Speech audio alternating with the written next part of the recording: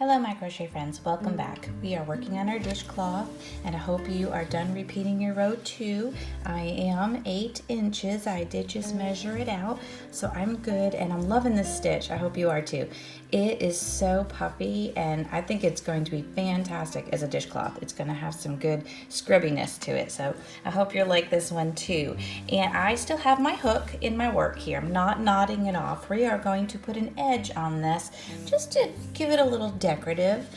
If you've used a variegated yarn or something a little more ornamental than just the plain yarn like I've used here, you don't have to do a border. It's your choice, whatever you'd like. And I just think it's going to add a contrast. I like this color. I think it's going to be good, especially with cleaning. I think it's going to be a decent color, like with coffee, cleaning up coffee or anything like that.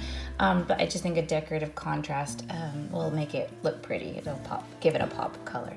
So I still have my hook here in my yarn. I'm not going to knot that off. I'm going to grab my new color and pull it through, okay? So working with not the tail, remember, grab your working yarn. I'm trying to hold my two pieces here so I get it nice and tight. I'm holding them in the back with my other finger here. I'm going to enter that first stitch and I'm going to yarn over and pull through. Yarn over and pull through in a single crochet, okay? And we're going to single crochet all the way around our whole work here. Enter, yarn over and pull through, yarn over and pull through. We're going to do this the whole way around, except in the corners. In the corners, you want to give it 2 single crochets because otherwise it's going to pull your dishcloth and pull the work together, and then that's not going to do too well, is it? We don't want it bunched up. So you're going to continue all the way across with single crochets. Now this is where this project can get creative. You can stop with the one set of single crochets, which is what I'm going to do. You can see how it's looking here. I'm going to do just the one, but you could keep going around. You could even do a different kind of stitch around, something maybe like the shell border all around the whole thing. You can get quite decorative. You can also, in one of the corners, you could chain and make a loop. If you like to hang your dishcloth from a loop, maybe, on a hook or something so that it can dry well. This is where you get to express your art and your creativity and do what you'd like. I mean, either the options are endless. I could just keep going, explaining all the different ways to do it. But it's up to you and, the time you have and the amount of yarn you have. I like doing these little borders, like I said, for the contrast, but also it uses up little bits of yarn, because sometimes when you're doing these dishcloths and you buy that worsted weight cotton yarn, you're left with that little bit, and I always think, well, it's such a shame. I'd like to use it, or I could make a very colorful dishcloth and just use all of them, just stripe it or something, but I like to use these for the borders just to give it that contrast, use up my yarn, and it just, like I said, makes it a nice work of art. So here we are. I'm getting towards the corner here and I'm single crocheting along in every stitch. Now going down the sides, it'll be a little trickier, but you're just going to grab where you can and be even. Just be even with your stitches. But I wanted to show you in the corner what we're going to do so that we don't have any curling of our work. So I'm almost here. Here we are. This would be my corner, okay?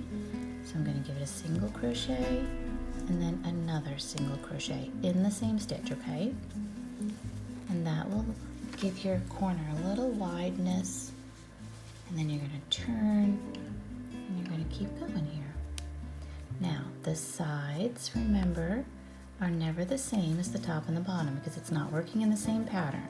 So you're just going to do your best to find stitches to work into and keeping it as evenly as possible,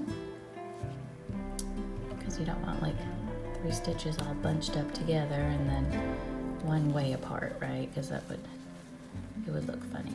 So here we go. Just keep going all the way down the end. We'll see you at the end of the project. Okay, I have gone all the way around. Hopefully you are caught up and we are getting toward the beginning here. We started on the first side of the work. I'm going to give this corner 2 single crochets, and then I'm going to go into the first stitch that we did right there, right?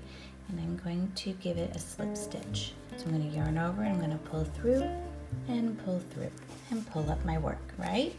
Okay, so you need to block this. It's a dishcloth.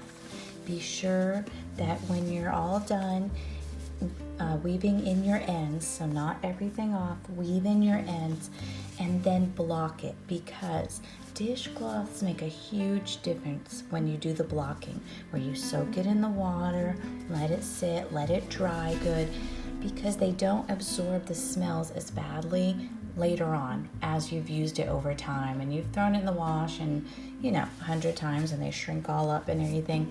But it really does help with the smell if you do the blocking before the initial use. So give it a good blocking, let it soak good, let it dry good after you've tucked in all your ends, and we're done. I hope you like this dishcloth. I think it's going to be very handy, and enjoy it. Make lots of them if you'd like, all different colors. They make great Christmas gifts. I like to use, a bar of soap or real nice, maybe hand lotion or something with them. So yeah, wrap them up. They wrap up real cute. It looks cute if you bundle a bunch of them, tie a nice ribbon around them. But I hope you enjoyed this project. It's been a joy being on this journey with you, and we'll see you again for another project. Give us a like and subscribe so you can see our new ones coming up. We'll see you then. Thanks. Bye.